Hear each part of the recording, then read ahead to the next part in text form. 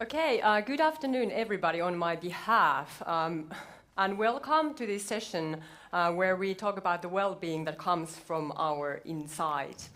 I'm really excited to be here. This is my first time to participate Upgraded Life Festival and already in the main stage, so I have a bit of butterflies in my gut. But during this session, we are interested to get your feedback about your gut feeling. So you have your phones on your hands anyway, so now you can really use them while we are speaking. So please sign in to the mentimeter.com and use the code 338222. So we will ask you a few questions concerning our topic. I'm privileged to be here with great experienced experts of their own area, Riitta and Michael. And this is our agenda. So Riitta will first discuss about the role of gut microbiota in promoting health and preventing diseases, and something about the functions of the intestine. I will then open the curtain a little bit about what gut-brain axis means and how to nurture our microbiota. And then Michael will wrap up this session with his talk, how right food choices are good investments. Okay, can I have the first question? So let's warm up a little bit with the Mentimeter. Are you in, everybody? Mentimeter.com? 338222. Can I have the first question? Oh, okay, it's there. Sorry. Okay, so it has been estimated that eating a healthy Mediterranean diet can reduce your risk for memory diseases. How much the risk reduction is? 15%, 30%, 40%. And the Mediterranean diet is rich in vegetables, fruit, whole grain, fish and good quality fat. Okay, this is exciting to see. Already quite many answers. 15, 16, a bit more, maybe 17. 30% is leading at the moment. Okay, exciting. I will move on in a while. Okay, well, according to these studies, the Mediterranean diet can reduce the risk for memory diseases by 40%, so that's the correct answer. And these examples from the studies show the powerfulness of diet in preventing diseases and promoting health. Okay, a next one. Which one do you think has stronger influence on individuals' health, microbiome or genome? This is a tricky one. 2 options. There's no right answer to this one. Just to see how you think about this. Microbiome is leading. Very interesting.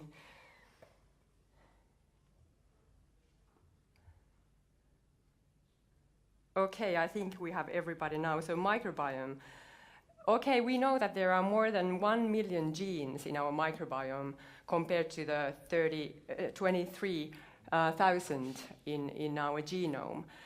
So these both together set a great platform to understand humans' health and also how to prevent diseases and promote health. And we know that we can modulate our microbiota with diet and also turn off and on genes with the diet that we eat. Okay, now we're warmed up. So I think next I give the floor to Riitta with her presentation. Thank you. Is there a pointer here? Mm-hmm. Good.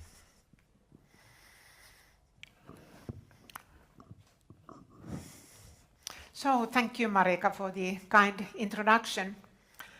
Did you know that you have more inhabitants in your intestine than there are inhabitants in the whole world? All of us, we carry. Can we please have my first slide?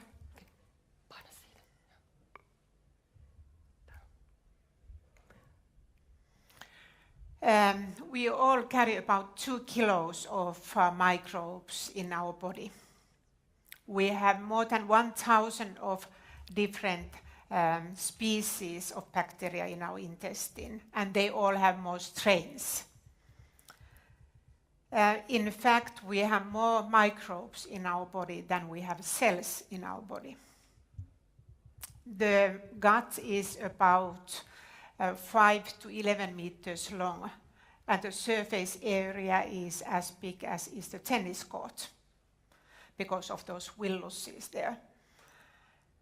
So that means that gut is very, very important, very active metabolic organ. In fact, it's the most important immune organ in the body.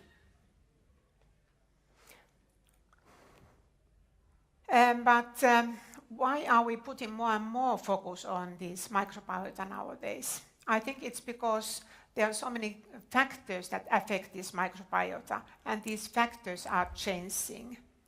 Food is one of the key factors, and the food is getting more and more processed, more and more clean, and so is the environment that we are living in.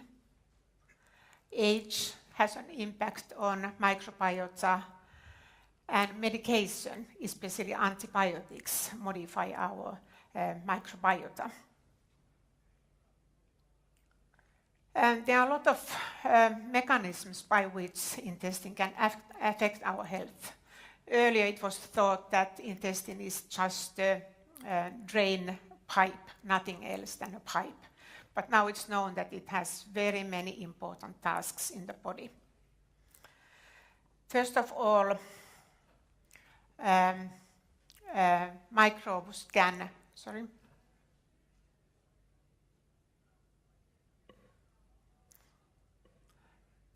inhibit the adhesion of pathogens.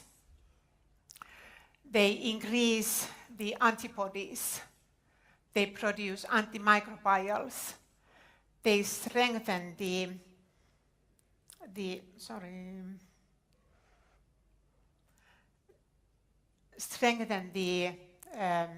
barrier, the intestinal barrier, by inducing more mucin and also strengthening the so-called tight junction proteins. And when the barrier is stronger, the pathogens cannot go into the bloodstream.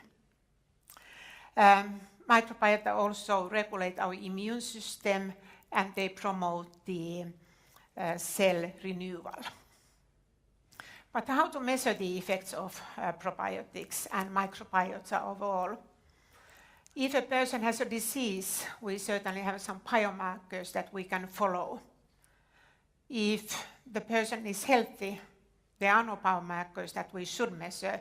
No biomarkers are needed. But what about the so-called preclinical phase, the phase before the disease is shown its symptoms, or if we want to prevent diseases, then we lack a lot of biomarkers. We would need a lot of so-called early phase biomarkers to diagnose diseases and to prevent diseases. Anyway, there are many health conditions that are linked to microbiota. One of them is the so-called hygiene hypothesis. Dirt is good for you, as it stimulates your immune system, as does also vaccines. And in fact, microbes act as dirt or as vaccines. They stimulate in a good way our immune system. And that's why it's shown that certain microbiota, so-called probiotics, bacteria that have healthy effects, shown healthy effects, they can decrease the symptoms in allergy, especially in milk allergy. They also seem to help in many infections like rhinovirus infection. Stomach symptoms are the most common reason complaint to go to doctor. But especially in the case of irritable bowel syndrome, we don't have any curative medication. And that is a problem. And it seems that both IBS and also inflammatory bowel disease, they are increasing, the prevalence of them is increasing all the time, quite heavily in our society. One reason for that could be the microbiota, the unbalanced microbiota, dysbiosis.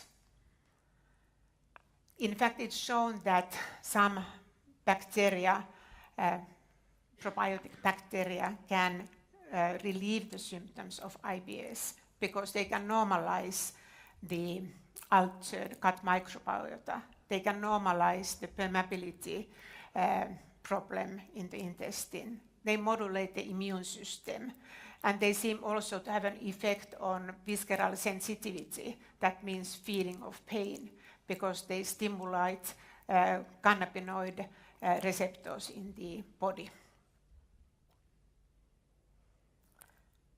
Fat tissue, adipose tissue, produces some inflammatory agents that maintain so-called low-grade inflammation in the body.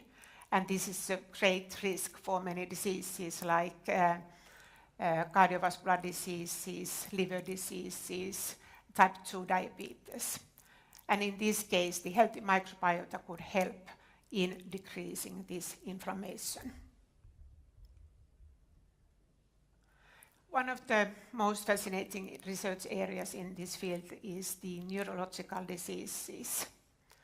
There is namely some indications that microbiota have effects on neurological diseases, just as Parkinson's disease, Alzheimer's disease, even in addiction problems.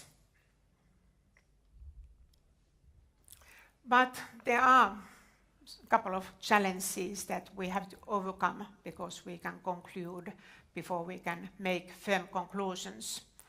First, we need validated, feasible methods to analyze the microbiota. We should also be able to define what is a healthy, normal microbiota, or at least to give some range values for that. We should also better understand the clinical relevance of changes in microbiota. Is it the number of microbes? Is it the ratio of different microbes? Or is it some compounds that they produce that are the key factors? But certainly there are a lot of opportunities. Targeted probiotics, prebiotics, food for these probiotics, symbiotics, the combination of probiotics and prebiotics are certainly to come. And I mean targeted bacteria that they have shown effects on certain diseases. They are not any rescue bacteria, but they are targeted. Fecal transplantation is already used in clinics to treat Clostridium difficile infection.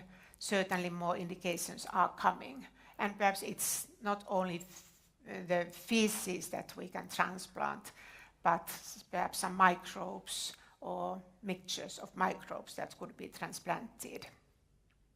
Gene-modified microbes are certainly coming, and they can produce substances that are good for you, like cytokines or something else. Or could we perhaps isolate antimicrobials from bacteria, like was done in the 40s?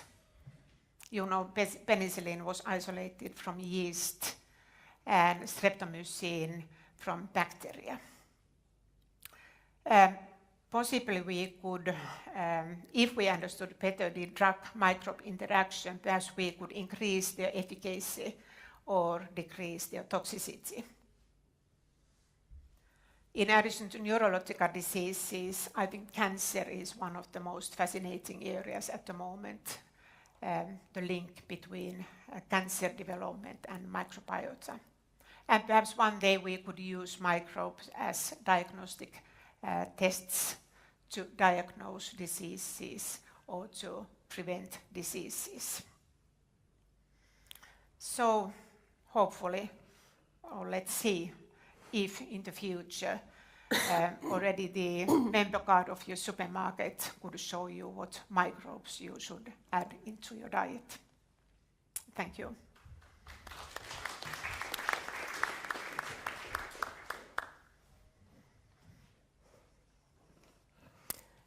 Thank you, Rita. Very interesting information. Well, we know that nowadays gut well-being and brain health are two of the biggest global megatrends in the sector of health and well-being. And we at Fazer have been working with gut well-being and the fibers for several years, and recently we have established the Fazer Brain How program to study the connection between the lifestyle and cognitive performance. And I work at the Fazer lab in the research team. That is a corporate level unit leading the transformation of Fazer to a modern, sustainable food company. And Fazer Brain How program contains a lot different kind of activities, research, nutritional interventions, R&D of the brain-friendly products, brain-friendly lunch meals offering, and development of mobile applications to motivate people to adopt brain-friendly lifestyle. And we like to work in ecosystems together with universities, research institutes, startups, stakeholders at the healthcare sector, etc., with open innovation and venture building and lean startup methods. And this is one example of the communication where we have popularized the scientific knowledge about the effects of lifestyle on brain health. Of course, the diet is important, the meal pattern. The brain doesn't have the similar kind of energy storage as our muscles, for example, have, so we need to feed that regularly. A diet rich in vegetables contains a lot of protective nutrients for our brain cells. We need the long-chain fatty acids from the fish as structural elements in our brains. We know that the exercise affects the brain plasticity and can modulate the brain structure. And one thing that is very important to point out is the sufficient sleep and the quality of sleep, because during the sleep our brains are washed out and the important matters are reorganized so that we can use them again. And maybe every one of us have experienced this post-lunch dip sometimes, so maybe to pay attention how much food we put on the plate and what's the different kind of portions of energy nutrients in the plate to have an effect on our blood sugar levels and then to prevent the tiredness and keep up the work memory and alertness. And then last but not the least, and to the topic of this afternoon, is the gut microbiota, how to feed the bugs in our gut, and which is really exciting, and we are really thrilled about the growing scientific evidence on the connection between gut and brain. So really, can the brain sense what our gut feels? So this is a very, very, very simplified picture of the gut-brain axis. The gut microbiota is, of course, the main key player there. It kind of interprets the effects of food into other parts of our body. So the nervous system, a bidirectional connection via the vagus nerve between the gut and brain, and also the hormonal connection between our gut and brain. For example, before I started to work at Fazer, I didn't know that our gut has taste receptors. So really, how the gut feels and how the gut senses the stimuli that comes from food can affect on our taste on the taste sensory. And for example, visceral hormone called ghrelin that is responsible for emptying the stomach and have an influence on our appetite. It affects in the same brain areas where our feelings are born. But then the fiber comes into picture, so that's the nurture for our gut microbiota. Well, nowadays we know that a varied diet is good, and it's good also for the gut microbiota. But also the microbiota has preferences for their food. So we can say that some of the fibers are more beneficial for our gut microbiota, and they are called prebiotics. And we know quite a lot about the different kind of fibers, but then in the future even more, so we can give more specific advice what kind of fibers to eat. And the gut microbiota is essential also when we consider the well-being of the other parts of our gut, like Rita was already telling. So the gut microbiota produces short-chain fatty acids that are energy for the epithelial cells, and the epithelial integrity is really important for our health, so that the nutrients are absorbed and not the pathogenic bacteria or other harmful substances are leaked through the gut to the bloodstream. And like we heard, major part of our immune system is located in the gut. So the microbiota has a connection also to our immune defense. And how about the stress? We are in a hurry all the time, and if there's a prolonged secretion of stress hormones, that can have really detrimental effects on our gut, dysbiosis of the gut microbiota, inflammation in the epithelium, and changes in the gut motility. Well, we know that fibers are important, but then there's a problem. Some fibers, some carbohydrates are not tolerated by everybody. You probably heard about FODMAP carbohydrates. Carbohydrates that are fastly fermented in our gut, and they can, the people that have sensitive gut can get symptoms from eating these carbohydrates. They are monosaccharides such as fructose in fruit and berry, disaccharides such as lactose in milk products, oligosaccharides like fructane in wheat and rye, and polyols like xylitol and sorbitol in, for example, chewing gum. And when these FODMAP carbohydrates enter large intestine, our bugs eat them and produce gas. Water is drawn into intestine. The intestine is expanded and the motility is altered. And we feel this as pain, and there's bloating, flatulence, and also diarrhea and constipation that are very, very common symptoms in the IBS patients. At Fazer, we have thought a lot about this problem, and we've seen that people eat less bread, and like the nutritionist, we are also worried about the sufficient fiber intake in Finns. Rye bread is one of the very traditional fiber sources in our diet. But IBS patients benefit from low FODMAP diet when they cut down these difficult carbohydrates from their diet. But we have a solution for this, the first belly-friendly rye bread in the world. And this method to produce this bread is developed by Fazer. It's a patented method, and it's a very natural method because lactic acid bacteria in the sourdough rye breaks down the non-digestible FODMAP carbohydrates. So a good tasting fiber source for people that suffer from IBS. And we've studied this and noticed that their symptoms reduce, and also the gas production is reduced. So we know how to nurture our microbiota. We should eat more greens, more whole grain, plant-based protein. But what do? We don't meet the recommendations. So, because according to the latest national nutritional surveys, we don't meet the recommendations of fibers, and we should eat a little bit more of the vegetables also. So the recommendations are gut-friendly, are microbiota-friendly. But then there's a problem how to motivate people to change their dietary choices more to more gut healthy ones?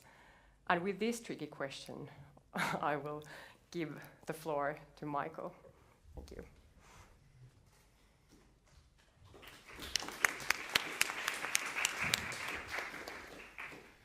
Thanks, Marika, and thanks, Rita. So we agreed that what I'm going to talk about is the scalability and how do we implement some of the things that were discussed. And I want to say that it's an honor to speak on this panel because what Rita and Marika are doing is very important. Most of the time when people talk about diet and nutrition, they focus on calories and they focus on obesity.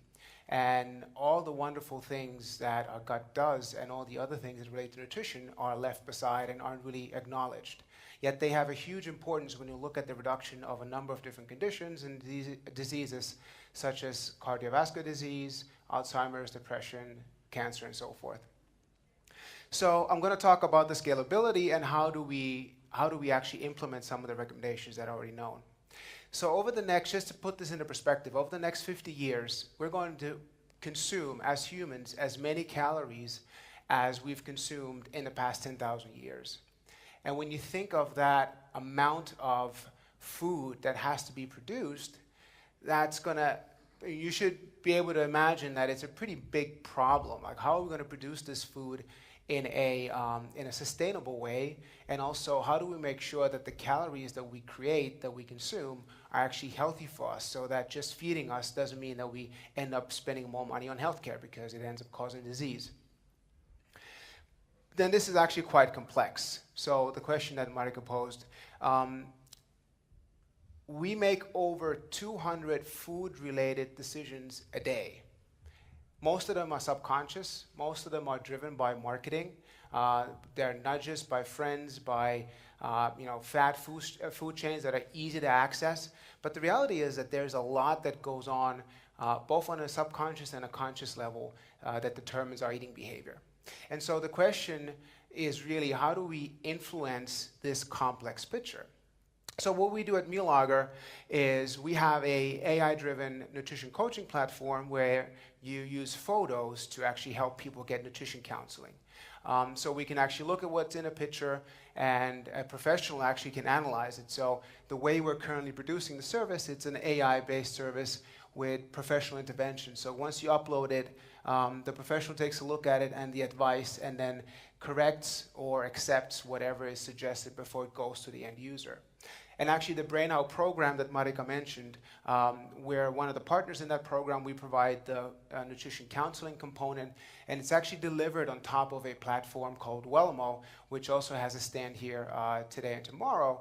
And what's really interesting is the way Fatser put these services together, where they had the understanding and expertise when it came to the actual content, and they used a larger ecosystem, which then has a number of different technology components and services layered on top of it.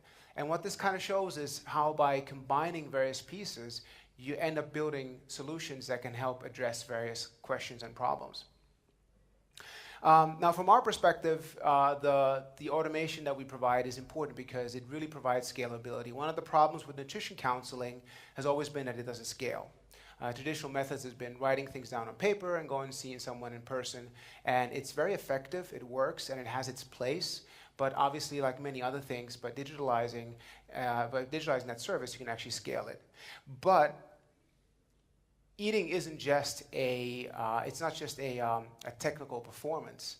It has to do a lot with our emotions. It has to do with our environment. It has to do with our friends. And so the social aspect of nutrition is also very important. So in addition to the complexities of how to improve our health, it's also important to keep in mind what are the social aspects. What you see over here is actually a national team that won a medal over in Rio. We work with a number of clients ranging from insurance carriers to healthcare providers and pro athletes. This is a group of athletes. And what we help them identify is who are the thought leaders, because what people in your circle eat matters.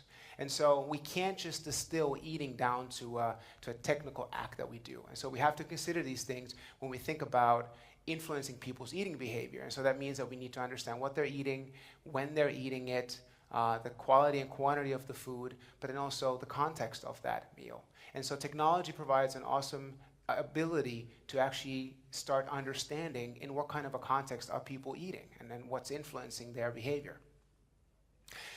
But all this basically has to be distilled into something simple, because we all know our lives are so busy that we don't get to, we just don't have the ability, the bandwidth to make complex changes. That's what people talk about, small steps and starting easy to achieve sustainable behavior change, because if it's too complex, it's not going to work.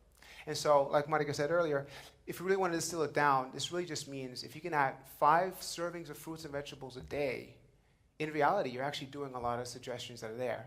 And so the thing is that that's actually something that's very simple to track and to observe. And when you take that to a population level, it has a huge impact. And so it's really important to do research and understand what's happening on the individual level and how do we achieve personalized nutrition. But at the same time, it's also really important to understand that how do we implement this on a large scale, and how would it really affect population health? And I'm going to give an example that kind of shows this. So if you think of the scalability of an intervention, and if you look at the reach in terms of how many people get the intervention, and the efficacy, meaning how well the intervention works, if you want to look at the total population level impact, you basically end up multiplying the efficacy with reach. And so a basic intervention, I'm not going to name a disease, but you can, if you work in a certain field, you can imagine that in there. But let's say you have an intervention that has an efficacy of 40%, for example, lowering type 2 diabetes, and you have a reach of 5% in your target population. So if you end up running this intervention, you're reducing the risk for that population by 2% on the whole. So that's important, but not necessarily that effective. Now, a lot of times, the focus tends to be on the high efficacy side. So people try to improve the efficacy, and actually that costs a lot of money. If you want to go with an intervention from 40 to 50%, that tends to be very expensive and time consuming. And if you end up doing that, but the reach is still the same, imagine going from 40 to 50%, keeping the same reach. What you end up doing is slightly improving the reduction in risk from 2 to 2.5%. So that's an improvement, but not a very significant one. However, if you end up scaling the intervention that you have, and so you keep the efficacy at 40%, but you increase your reach from 5 to 15, now what you're doing is you're increasing the population level impact from 2 to 6. So I wanted to show this example to help really understand how some of the important research that's being done helps discover what really is affecting us and how complex our nutrition and eating is. It's not just about calories, but at the same time, as we start implementing these solutions, we need programs that are scalable, that reach consumers like BrainHow and others, that then allow you to really have a population level intervention and impact. Thank you. We agreed with Rita and Marika that if we had time in the end, and we have a couple of minutes, that we would take questions from the audience. And so at this point, does anybody, did you have a, yeah. Mm-hmm. Anybody have any questions to me or any of the other panelists? It's the last session, so. Okay, thank you. Well, maybe. Or do you have a? Yeah, maybe we will continue with the questions that we have to you. Yeah.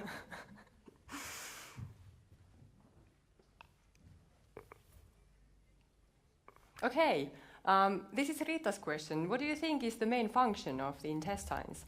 Nutrient absorption, water and electrolyte balance, immune defense, gut-brain axis? I don't know if there's a right answer to this one. This is kind of an opinion question too. Or maybe Rita can comment this after we've seen the results. Mm-hmm. How does it look to you? Yes, I think you are right that, of course, the absorption is the main function, but also this water balance, immune defense, all these are important, but there is no right answer. All those tasks are important. Okay, okay. Yeah, I think the options were written by me. So. Right. Okay, let's go to the next one. Do you regularly consume probiotic products? Yes, no, I don't know. What are they? Yes, no, yes, no, yes, no. Can you comment, Rita, on this? Yes, I think in children, the figures would be much higher. I think about 30% in adults, perhaps 20-25% is the normal value.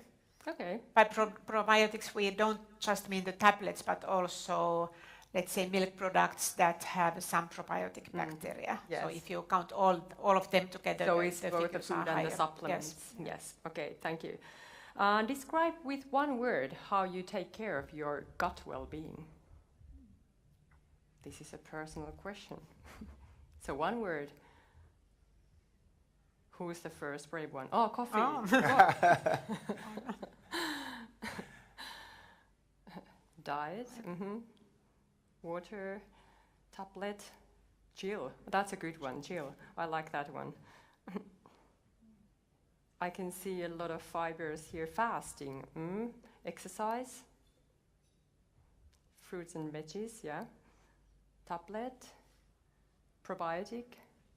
Yes, I think fiber is the easiest way to take care of your lactobacilli and bifidobacteria. Well, fiber and diet are here, Right, the biggest ones, so that's a good thing.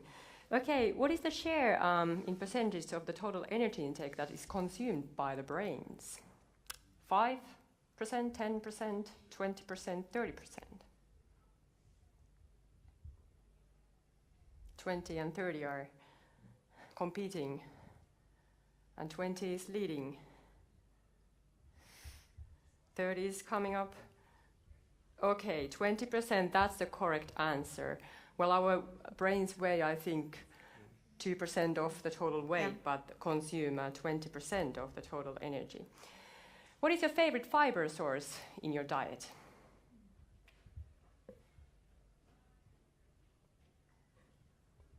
One word. Bread. Woohoo! Oatmeal.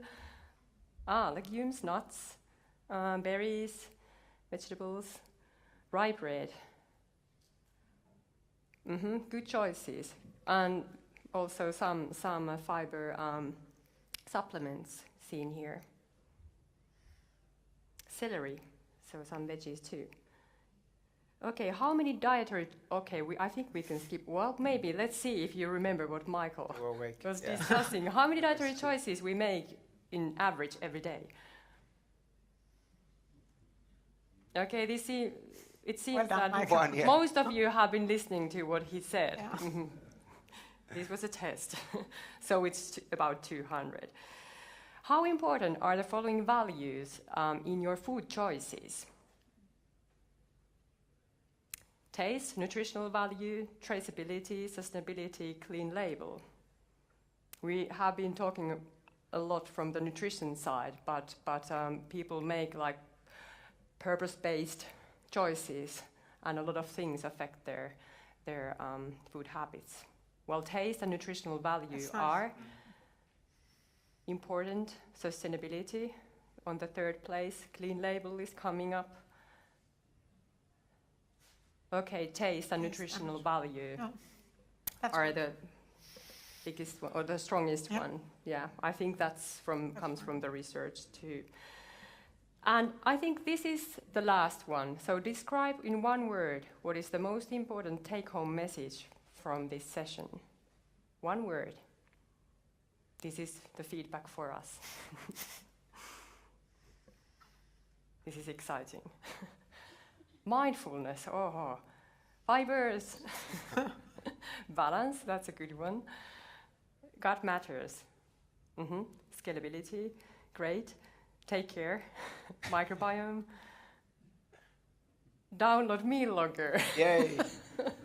I think Michael likes that. For those of you who do that, by the way, you're just going to get the image-based food journal, none of the AI services there in limited use, but come stop by our booth and we'll show you more about it. Okay. Microbiome. Okay, thank you everybody for participating.